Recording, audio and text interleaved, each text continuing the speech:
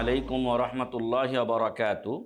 আলহামদুলিল্লাহ ওয়াসসালাতু ওয়াসসালামু আলা রাসূলিল্লাহ ওয়া আলা আলিহি ওয়া সাহবিহি ওয়া মান ওয়ালাহু আম্মা বা'দ। সম্মানিত দর্শক শ্রোতা, আপনারা দেখছেন ইহয়া সুন্নাহ অনলাইন টেলিভিশনের মাধ্যমে দারসে হাদিস। আমি শেখ মুখলিসুর রহমান বিন মনসুর মাদানী আপনাদের সামনে ইমাম ইয়াহইয়া ইবনে শরফ মহিউদ্দিন আন-নাওয়ী রাহিমাহুল্লাহ রচিত হাদিসে আরবাঈন থেকে ধারাবাহিক আমাদের দারসে হাদিস পেশ করছি। আজকে আমাদের হাদিস নাম্বার হচ্ছে ২৭ এবং পর্ব নাম্বার হচ্ছে ২৮। আজকের আমাদের এই পর্বে পাপ ও পুণ্য, নেকি ও গোনাহ সম্পর্কে আলোচনা করা হয়েছে। এখানে আমরা দুটি হাদিস আপনাদের সামনে সংক্ষিপ্ত আকারে পেশ করব ইনশাআল্লাহ। এই দুটো হাদিসের মাধ্যমে পাপ কোনটি এবং পুণ্য কোনটি সেটি আশা করি ইনশাআল্লাহ আপনাদের সামনে ফুটে উঠবে। প্রথম হাদিসটি নওয়াস বিন সামআন আল কিলাবি রাদিয়াল্লাহু আনহু বর্ণনা করেছেন।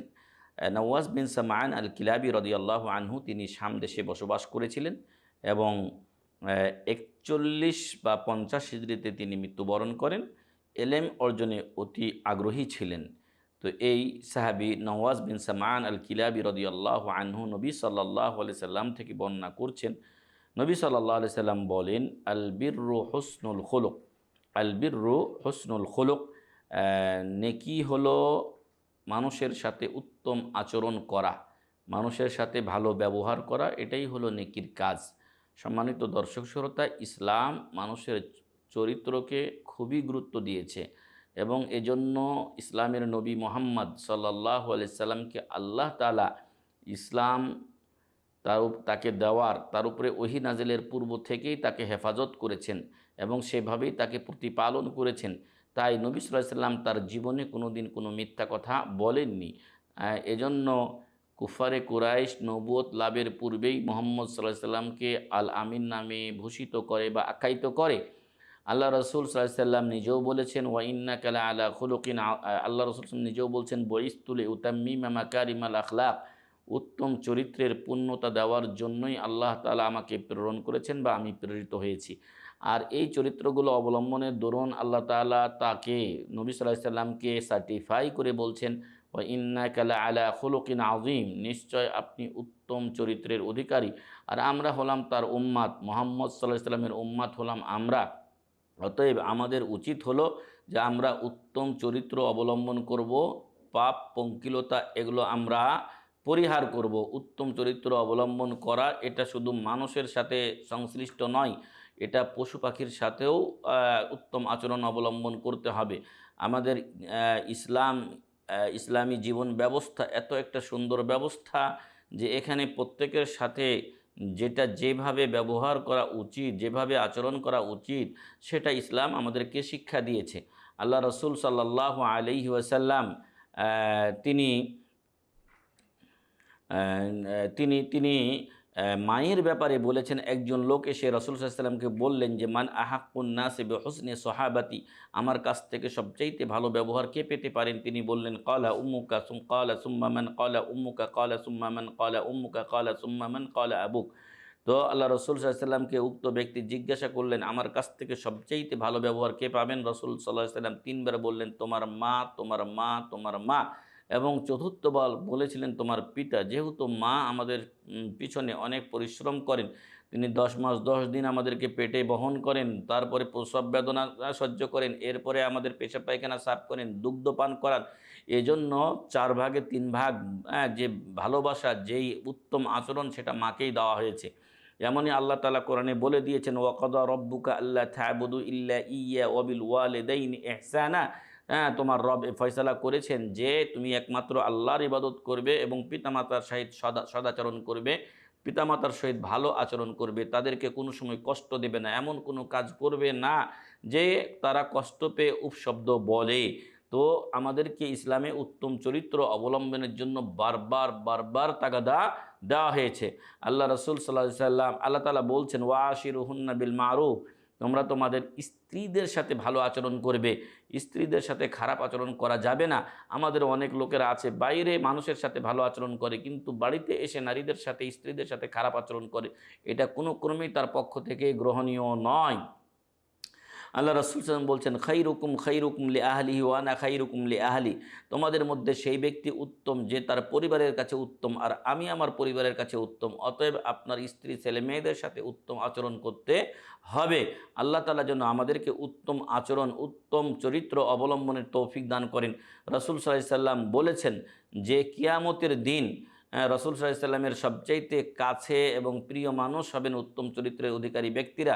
রাসূলের শাফাত লাভে ধন্য হবেন উত্তম চরিত্রের লোকেরা। তাই আসুন আমরা আমাদের চরিত্রকে উত্তম করি এবং এর মাধ্যমে নেকির পথটা অবলম্বন করে আমাদের জীবনকে আমরা সুন্দর করার চেষ্টা করি। আল্লাহ তাআলা আমাদেরকে সে সুযোগ করে দিন, আমিন। সম্মানিত দর্শক শ্রোতা, মানুষ শুধু নয় বরং পশু পাখির সাথেও ইসলাম ভালো আচরণ করতে বলে।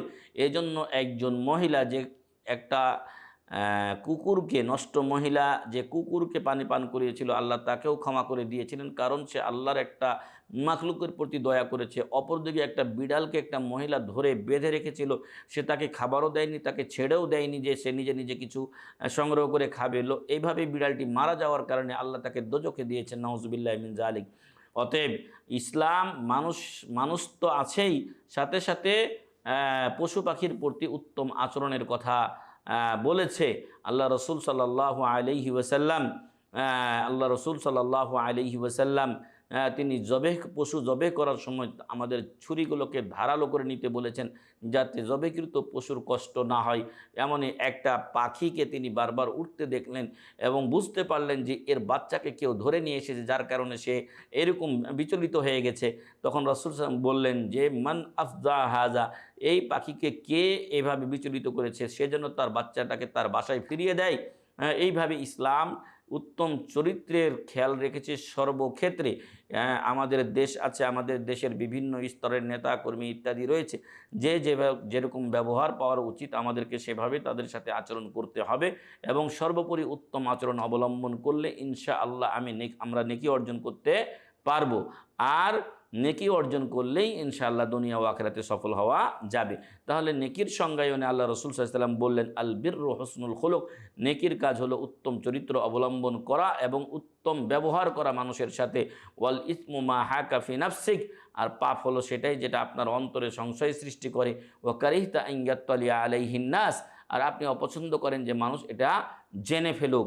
তো এরকম বিষয়গুলো যখনই আপনার অন্তরে ঘুরপাক খাবে যে মানুষ যেন না দেখে, অথবা কাজটা করার পরে আপনি শান্তি পাচ্ছেন না, তখন জানবেন এটা গুনার কাজ, এটা পাপের কাজ। এই কাজগুলো থেকে আপনাকে বিরত থাকতে হবে। সেগুলো হয়ে গেলে মানুষের হক সংশ্লিষ্ট হলে তাকে তার হক ফিরিয়ে দিতে হবে, আল্লাহর কাছে তওবা করতে হবে। এটি হলো সহিহ মুসলিমের হাদিস। সম্মানিত দর্শক শ্রোতা, তাহলে নেকির সংজ্ঞায় আমরা বলতে চাই যে নেকি হলো মানুষের সাথে এবং যার যেটা প্রাপ্য তার সাথে সেরকম সঠিক আচরণ করা, সেরকম উত্তম আচরণ করা, উত্তম ব্যবহার করা, সেইটাই হলো আপনার নেকির কাজ। আর পাপ হলো যেটা আপনার অন্তরে সংশয় সৃষ্টি করে, মানুষ জেনে যাক এটা আপনি চান না, সেইটাই হলো পাপ। এই পাপ বর্জন করতে হবে আর নেকি বেশি বেশি করার চেষ্টা করতে হবে। আল্লাহ তাআলা যেন আমাদেরকে সে তৌফিক দান করেন, আল্লাহুম্মা আমিন। এরপরের হাদিসটি বর্ণনা করেছেন ওয়াবিসা বিন মা'বাদ রাদিয়াল্লাহু আনহু। ওয়াবিসা বিন মা'বাদ রাদিয়াল্লাহু আনহু, তিনি ইসলাম যারা গ্রহণ করেছিলেন তাদের প্রথম সারির একজন ছিলেন এবং তার দাদার নাম ছিল হারিস, আর তিনি ছিলেন আসাদ কবিলার লোক। অতএব তার নাম দাঁড়ায় আবু সালেম ওয়াবিসা বিন মা'বাদ বিন হারিস আল আসাদি রাদিয়াল্লাহু আনহু কল, তিনি বলছেন। এবং এই সাহাবী ওয়াবিসা বিন মা'বাদ রাদিয়াল্লাহু আনহু তিনি 90 বছর বয়স পেয়েছিলেন, 90 বছর তিনি আয়ু পেয়েছিলেন এবং 89 হিজরিতে তিনি ইন্তেকাল করেন। 89 হিজরিতে ইন্তেকাল করেন এবং তার বয়স হয়েছিল 90 বছর। তার মানে এখানে বোঝা যাচ্ছে যে উনি হিজরতের 1 বছর পূর্বে জন্মগ্রহণ করেছিলেন। তো এই ওয়াবিসা বিন মা'বাদ রাদিয়াল্লাহু আনহু বলছেন, আতাইতুন নবিয়্য সাল্লাল্লাহু আলাইহি ওয়াসাল্লাম ফাকাল, আমি রাসূল সাল্লাল্লাহু আলাইহি ওয়াসাল্লামের কাছে আসলাম, তখন তিনি আমাকে বললেন, জি'তা তাসআলু আনিল বির, নেকি সম্পর্কে, পুণ্য সম্পর্কে তুমি জিজ্ঞাসা করতে এসেছো? কুলতু নাম, আমি বললাম হ্যাঁ। ক্বালা ইস্তাফতি কলবাক, রাসূল বললেন তুমি তোমার নিজের আত্মাকে নিজেকে জিজ্ঞাসা করো, আল বিররু মাতমাআন্নাত ইলাইহিন নাফসু ওয়াতমান্না ইলাইহিল কলব, বীর বা নেকি হলো সেটাই যেটা করে অন্তর প্রশান্তি লাভ করে, যেই কাজটা করে অন্তর প্রশান্তি লাভ করে, সেটা আপনার আত্মা তৃপ্ত হয়, এমন কাজগুলোই নেকির কাজ বলে সাধারণত গণ্য হয়। ওয়াল ইসমু মা হাকা ফি নাফসিক, যেমনটি পূর্বের হাদিসে বলা হয়েছে। আর পাপের কাজ হলো সেই কাজগুলো, যেই কাজগুলো আপনার অন্তরে সংশয় সৃষ্টি করে। ওয়া তারাদ্দাদা ফিস সদরে, বুকের মধ্যে সবসময় আপনি ওয়াসওয়াসায় ভোগেন, আপনি পেরেশানিতে ভোগেন, যে কাজটা করলাম ঠিক হলো না, এই কাজটা করা উচিত হয়নি, এরকম আপনি একটা পেরেশানিতে ভুগবেন। ওয়া ইন আফতাকান নাসু ওয়া আফতাউক, মানুষ আপনাকে যতই ফতোয়া দেখ না কেন, আপনি যদি এরকম সিচুয়েশনে অবস্থায় পড়েন, তাহলে আপনি নিজেই এর উত্তরের জন্য যথেষ্ট হবেন, যে আপনি ওই কাজটি করে যদি প্রশান্তি লাভ করেন এবং সেই কাজটা করে যদি আপনার আত্মা তৃপ্ত হয়, তাহলে সেটাই নেকির কাজ। ওয়াল ইসমু মা হাকা ফি নাফসিক, আর পাপ হলো যেটা আপনার অন্তরে সংশয় সৃষ্টি করে, ওয়াসওয়াসা সৃষ্টি করে আপনার হৃদয়ে, আপনার বুকে। ওয়া ইন আফতাকান নাসু আফতাউক, মানুষ যে যেটা বলুক সেটা আপনার জানার বিষয় না, সেটা বড় বিষয় না। অনেক সময় আর নিজের এই কৃতকর্মগুলোর কে জায়েজ করার জন্য বিভিন্ন শায়েখ মাশায়েখকে জিজ্ঞাসা করে ভিন্নভাবে বিষয়টাকে পেশ করা হয় এবং একটা ফতোয়া নিয়ে নেওয়া হয়। এভাবে আপনি কিয়ামতের দিন আল্লাহর কাছে পার পাবেন না। তো সম্মানিত দর্শক শ্রোতা, এই হাদিসটি হলো হাদিসুন হাসানুন, হাদিসের মান হলো হাসান দরজার। রওয়াইনাহু ফি মুসনাদাই আল ইমামাইন আহমদ বিন হাম্বল ওয়াদ দারিমি, মুসনাদে আহমদ এবং সুনানে দারিমিতে এই হাদিসটি রয়েছে বিইসনাদিন সহিহ, তার সনদ বিশুদ্ধ। অতএব দুটো হাদিস এই নেকি ও পুণ্য সম্পর্কে, নেকি পুণ্য এবং পাপ সম্পর্কে আপনাদের সামনে পেশ করলাম। একটি হলো নওয়াস বিন সামআনের হাদিস, আর একটি হলো ওয়াবিসা বিন মা'বাদ রাদিয়াল্লাহু আনহুমা। এই দুই সাহাবীর দুটি হাদিস আমরা পেশ করলাম, যার আলোকে আমরা বলতে চাই যে আসুন উত্তম চরিত্র অবলম্বন করি, নেকির পথ অবলম্বন করি, গুনার কাজ, পাপের কাজ, খারাপ চরিত্রের পথ আমরা পরিহার করে দেই।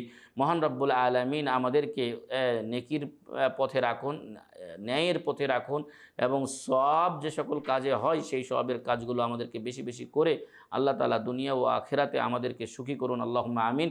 আর খারাপ কাজগুলো থেকে আমাদেরকে মুক্ত রেখে আমাদের যাবতীয় যে গুনাহ ও পাপগুলো আছে সেগুলোকে আল্লাহ মুছে দেন, আল্লাহুম্মা আমিন। জাযাকুমুল্লাহু খাইরান। সুবহানাকাল্লাহুম্মা ওয়া বিহামদিকা আশহাদু আল্লা ইলাহা ইল্লা আনতা আস্তাগফিরুকা ওয়া আতুবু ইলাইক। আসসালামু আলাইকুম ওয়া রাহমাতুল্লাহি ওয়া বারাকাতুহু।